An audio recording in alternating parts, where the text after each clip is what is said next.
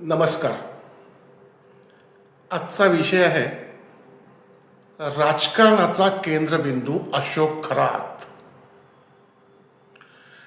सध्या राज्यातील राजकारणाचा केंद्रबिंदू हा अशोक खरात बनलाय. आज सगळ्या वाहिन्या, प्रसारमाध्यमं, महाराष्ट्रातील सगळे प्रश्न सुटले आहेत आणि अशोक खरात हाच एकमेव विषय शिल्लक आहे अशा प्रकारे त्याची प्रसिद्धी करत आहेत. खरं तर राज्यात कितीतरी महत्त्वाचे प्रश्न असताना वाहिन्यांचे चालक, प्रतिनिधी, राजकीय नेते फक्त त्या अशोक खरात भोवती घोंगावत आहेत.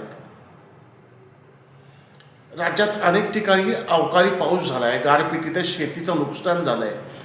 त्यावर लक्ष केंद्रित करून हा प्रश्न सोडवण्यासाठी काही चर्चा करावी, प्रश्न मांडावे असं कुणालाही वाटत नाही. अशोक खरात, रुपाली चाकणकर, रुपाली ठोंबरे, सुषमा अंधारे, तृप्ती देसाई यांच्या भोवती सगळा मीडिया पिंगा घालत आहे. या प्रकरणाच्या तपासापेक्षा त्याचं राजकारण जास्त होताना दिसत आहे. या प्रकरणात आपल्या विरोधकांना कसं अडकवता येईल, आपल्या प्रतिस्पर्ध्याला अडचणीत आणण्यासाठी काही करता येईल का, याकडं प्रत्येक राजकीय पक्ष पाहताना दिसत आहे.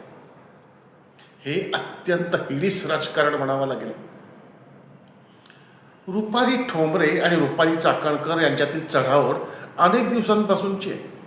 त्यामुळे चाकणकर अडचणीत आल्यावर रुपाली ठोंबरे यांनी लगेच खरातचे हत्यार म्हणून वापरायला सुरुवात केली.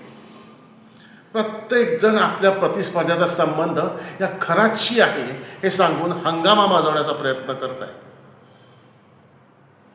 कोकणातील उबाठा शिवसेनेचे नेते विनायक राऊत हे दीपक केसरकरांना अडकवण्याचा प्रयत्न करत आहेत. संजय राऊत हे उपमुख्यमंत्री एकनाथ शिंदे यांनी खरातबरोबर पूजा केली असे सांगून शिवसेनेच्या मंत्र्यांवर संशय घेत आहेत. सरकारमधले नेते महाविकास आघाडी सरकारनं अशोक खरातला कशी मदत केली, कसं पाणी दिलं हे सांगण्यात गर्क आहेत.